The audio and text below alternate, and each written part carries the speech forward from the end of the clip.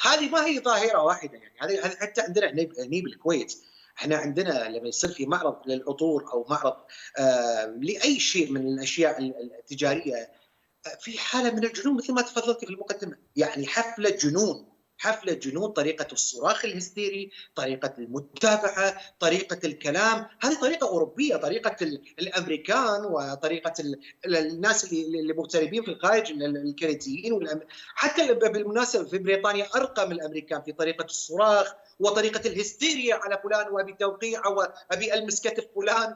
هذه الطريقة ما تشبهنا، ما هي من واقعنا، ما هي من مجتمعنا. لكن كما قلت لك في البداية، مشكلة الجيل الحالي أنه انبهر بالسوشيال ميديا وراح وبالغ في قضية السوشيال ميديا لأنه خالي من الداخل. أغلب اللي شفتيهم مهما كان حضورهم يعني جماهير غفيرة، يعني بالآلاف، 10,000، 15,000، 20,000، ترى هذا كله من قلة الوعي، من قلة الوعي، ومع شديد الأسف اللي يتحمل مسؤوليته أيضا الإعلام والحكومات العربية اللي هي متعمدة أن تشغل المجتمع العربي بقضايا تافهه كي تبعده عن السياسه وعن القرارات المصيريه. والحكومات العربيه تتحمل مسؤوليه، تريد جيل كامل من التافهين يتعلق اليوم بنجوم السوشيال ميديا من الرياضيين او ما شابه ذلك من الناس التافهين، ولا اعمم، اتكلم عن هذه الظواهر الغريبه.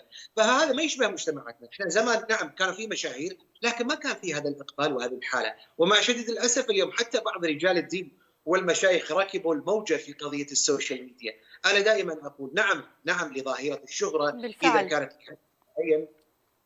تفضلي. تفضل أستاذ عبد العزيز، أكمل. إذا كانت من أجل قضية اجتماعية، من قضية تربوية، شخصية تربوية ولا شخصية طبية أو علمية في مجال الكيمياء أو الفيزياء أو دكتور أو صاحب نظرية علمية، نعم